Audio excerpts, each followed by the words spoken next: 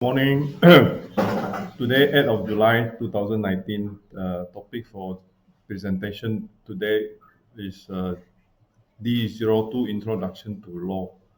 So this presentation is the attempt for me to do a presentation for a subject which is difficult to pass.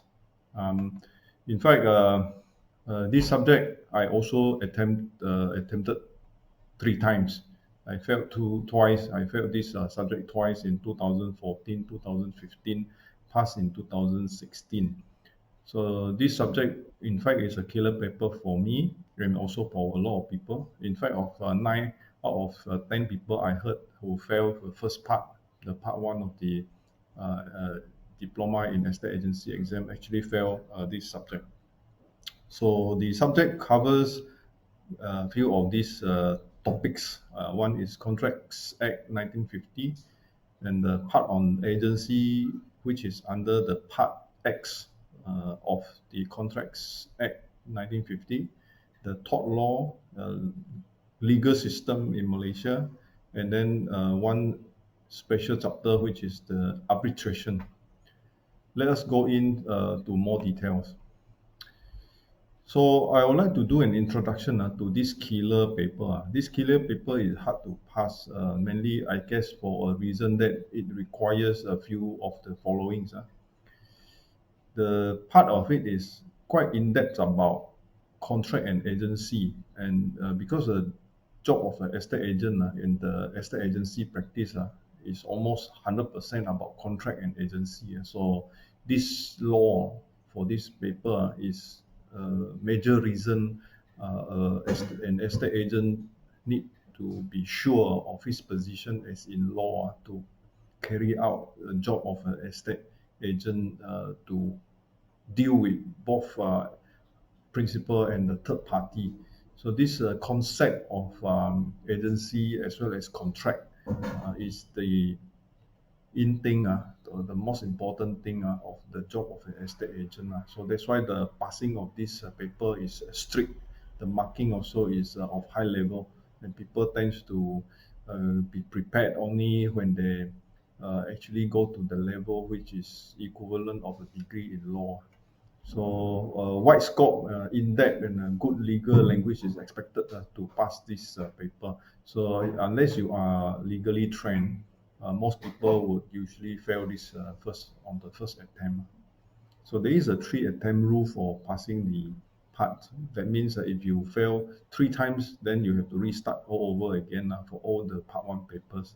So one of the reason a lot of people actually give up attempt for diploma in the estate agency course is because of uh, failing three times a law paper and therefore give up on the whole attempt to continue. So contract as in part one, part I think I brought this up bigger so that you can see in a more clearer picture. So contract has a big part, a big chunk of questions in the D02 paper, and part of it is breakdown into three slides. Part one, that means part A, part B, part C. I break into three parts. So how the question can be asked for the topic of contract would be theory on the part of what is doctrine of estoppel, things like what are the elements of good contract. These are by the book. So if you read legal books on the subject of contract, these are things that in the background reading, a good reading on this topic, and you need to write it out in a legal language. Also to understand the types of considerations, the elements of contract, including the different elements and the parts of the elements, and also what are the capacity, who are the people with capacity to contract. So these are all basic on contract law. So the question can come and open up as part one asking a theory subject, and then part two asking about remedy, and if there is a frustration of a contract, what happened, what are the void and voidable contracts, and then part of it is section 14, free consent to Section 22 mistake. So these are things about Contracts Act 1950 where you need to by heart and produce it in the exam. Part B, which is usually one question, can be a case study.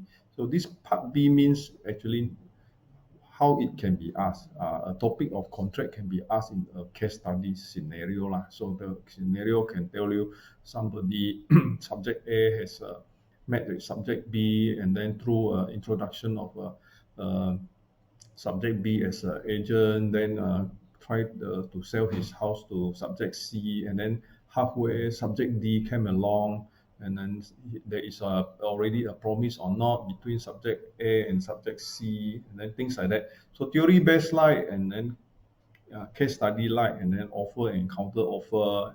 So there will be answers required on using case law or using sections of the Contracts Act to argue the scenario. So they may be right and wrong. So it is up to assumptions also. You may need to put assumptions in your answer, and therefore question usually asks what is your advice. So there will be maturity of writing in the legal language that is required to pass this type of question.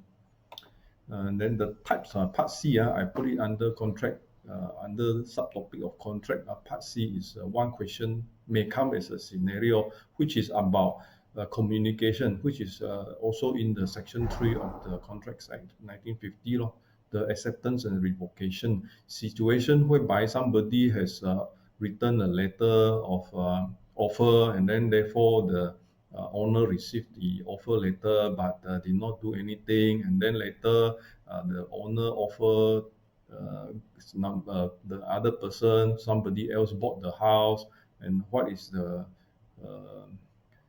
remedy for the person who has offered. So is there a chance that he can get the compensation for his failure to secure the contract lah.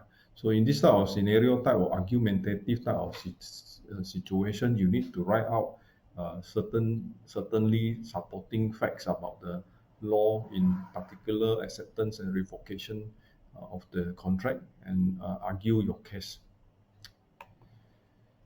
So that is a part which involves the contracts. So the second likely area where commonly asked topics will include the agencies, because agency is part of the Contracts Act 1950. So under part X, which is part 10 of the Contract Act 1950.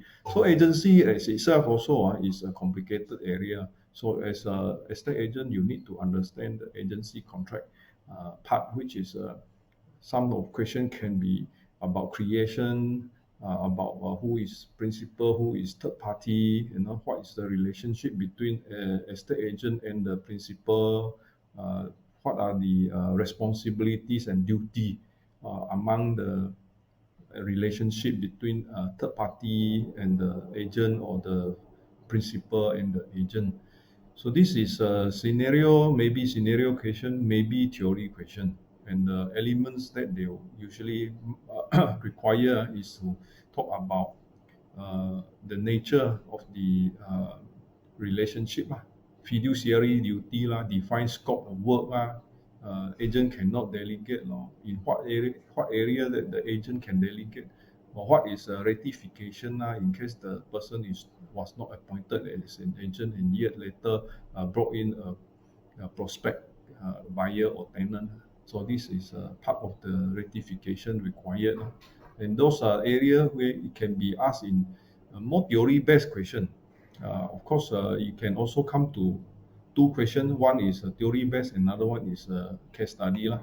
So the other area which contract on the contract but under agency contract would be application of all these contract in the real life scenario.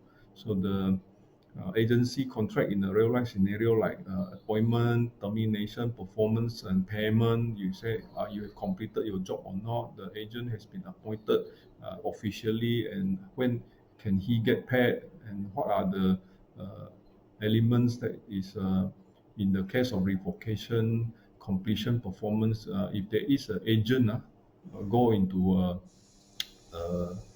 job and then engage in a dispute with a client and then this uh, destroy the client's property, or maybe had caused physical harm to a client, a third party, would the principal be responsible or not? This type of scenario, type of question, which was past year, came out in the past year paper. Liability of principal, and then if agent exceeds his authority, who are the apparent authority, like husband and wife scenario. So you talk to the husband, but then the wife is the owner. So all these situation of agency appointment, whether the husband who is not the owner but the wife is the owner, the husband coordinate for all the thing, and then if you actually get an appointment from the husband, is it legally appointment as in agency contract? What are the scenario in an emergency where you cannot contact the principal, and then things like situation of principal is uh, deceased or passed away, and this type of scenario, how do you handle in a real life scenario? So this is a question which can be quite about application of your knowledge in agency contract in the daily work of an estate agent. Then we have talked about estate agency in the context of law for contract and agency. Now the other parts of the question that can come out is the basic background information about legal scenario or the legal environment in Malaysia. So that involves the legal system. So at least one question will come out for legal system about courts, the hierarchy of courts, separation of power, the doctrine of separation of power, and then the precedent, using case law. So that is on the hardware part. The software part will be sources of law, written, unwritten law, legislation, subsidiary legislation, how the bill become act of parliament by first, second, third reading, and these are the basic of legal system lah. You study in all the Bachelor of Law program. Tort law is also another area where one question you definitely come out. So this tort law involve negligence mainly, because as an estate agent, if you happen to have a cause of concern, being negligent about your function as a estate agent, whether that negligence has caused harm to your principal or to the third party, there is a liability. So this concern about professional practice and professional negligence. So the other elements will be to learn about how to prove negligence. There will be certain stepwise case law can support this. There will be case laws in scenarios to highlight the different elements that can point to negligence caused by the professional, being in the case law as a professional doctor or professional accountant, auditor. So these case laws will be useful, in fact, to study for preparing for this exam. On the part of the theory side, there will be usual questions, quite basic introductory question to tort. That is public, private nuisance, battery, libel, and the trespass. And these are quite common area where it's repeatedly as a part question in part repeat topics. In the paper D02, Introduction to Law for this diploma in estate agency, there is one area which is distinctively different from the rest, that is arbitration. So this arbitration is put as a topic, of course, under arbitration as a law, under the Arbitration Act 2005. Of course, you need to also understand that there are other methods of solution to dispute. There is one also called mediation. So mediation is not covered in the syllabus. However, arbitration, yes, there is always one question, usually a question about the law. Basically, memory work, you have to remember most of the things in the in the law, composition of arbitrator, arbitration tribunal, the awards of the arbitration. So if the clients or the party that is awarded the arbitration rejects the arbitration, what would the arbitration reward, what can be done, what is the role of high court in a certain scenario where arbitration comes to a standstill. So these are things which usually you have to be prepared to answer, and most likely this question a lot of people would not attempt because it's totally outside the normal practice of estate agent. Normally, estate agents do not need to go through this arbitration procedure because it's very private. A single buyer, purchaser, with the agent helping the seller and the vendor. So it's not like a arbitration of a piece of big island, which is arbitration for whether it belongs to country A or country B. So that part, I guess, not so much of a concern for estate agent. So I skip. In fact, one of the years I went, let me put it up for storytelling. Because one of the years, 2015, I tried arbitration, but I still failed that time. So arbitration is a lot to remember, and make sure you can write the correct arbitration sections in the act, rather than simply goreng your way through, which you surely fail this question, because this questions is all about memory. So if you are unable to memorize sections, better don't attempt this question. Next, we go to summary. So the summary about diploma level 02, introduction to law, is actually a tough paper. But anyway, don't give up. Don't feel sad about failing for the first attempt. Always try. You need to have some good legal language and legal terms. So the marker, when they mark, they see that you are able to use the correct legal terminology and legal terms. They usually would be more buy into your marks. Case law and statute to memorize is a lot, so you need to always remember the key ones so that you can write out the case and also the section and the subsection. So if you are able to do that most of the time, although you may be writing something not entirely exact of the correct or the standard answer, but then you have ability in a way to persuade the marker to give lenient marks, because you are able to at least remember some cases and some statute sections. So the summary on the area it covers in this paper is Contract Act 1950. Major part of the contract in the first uh, section 3, section 3 and until section 30 something lah. And then you have the agency contract, which is section 30, 130 something to section 160, 70 lah. So that part you need to go through on your own and in a way to try and summarize them and study them in detail. It will surely come out in the exam, and if you can quote the sections and the subsections, it will be definitely impressive to the marker.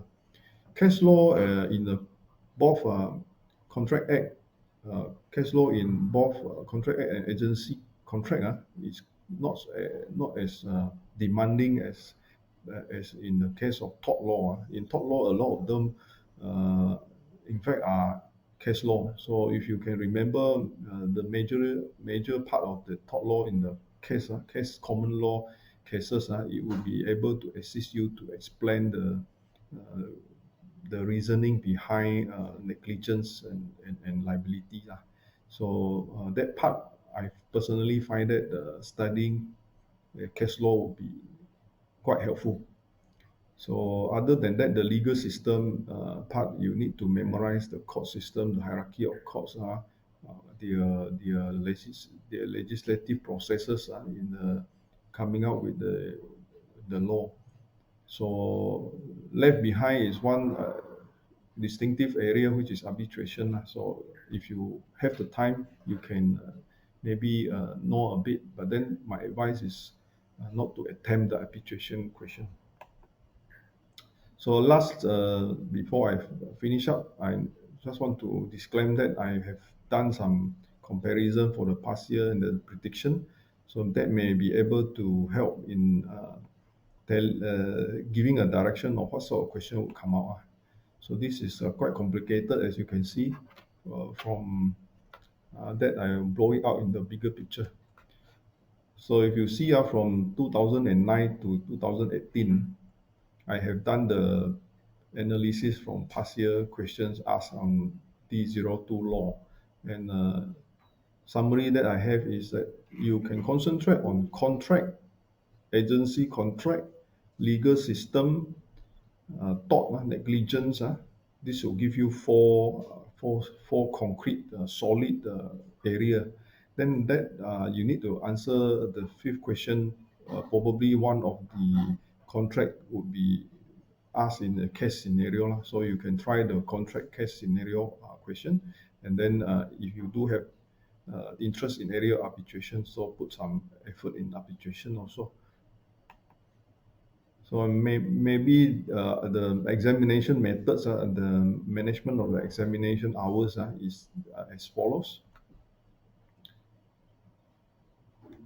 You have 3 hours paper, 8 questions to choose. The 8 questions you need to answer 5. So roughly about half an hour plus a bit lah for individual question answer. So let's say you have left behind with about 15 minutes to check through and arranging your answers, or some of the parts that you need to revisit and make some correction. So try and answer each question about 35 or 35 minutes. Then you have extra time at the last maybe half an hour for correction area of making more complete some of the answers that you miss out. It's good always to check through when you want to finish up the exam. Sometimes the arrangement of questions can be quite messy, and then the issue is that markers can actually miss giving marks to certain parts of your answers, and that would be detrimental for your passing of the exam. So target on maybe 2 contract questions, 1 agency contract question, 1 legal system, and 1 tort law negligence question. So that will give you 5 questions out of 8 in 3 hours. So practically, we heard a lot about this killer paper. Historically, what we heard is that there is, in fact, less than 10% who actually pass this paper. Out of 10, only probably one would pass this paper in the first attempt. So you don't be despair and you don't be discouraged. If you do not have a legal background, then you need to really spend more time to study this subject. So time to compare about studying this subject with other subjects. For example, if you say you study economics paper, you put time of 2 hours, then for law paper you need to put probably much higher amount, like even double or even 3 times the amount of effort compared to studying for easier paper like economics. So practice is important. So if you can do more practice, definitely writing up, improving your skill of writing would actually make the examiner marker more convinced about your level of understanding and presentation skill. So writing up a good answer, definitely legal marking would definitely go into legal languages. So if you can write better in legal languages and correct term use, you would likely convince the marker to give you a pass. This is the most important takeaway for this paper. Don't give up. If you really fail this paper, it's okay, because a lot of people fail this paper. So don't give up. Always come back, do again, study in a more focused manner, especially the one that I used just a few slides ago, that is target those area.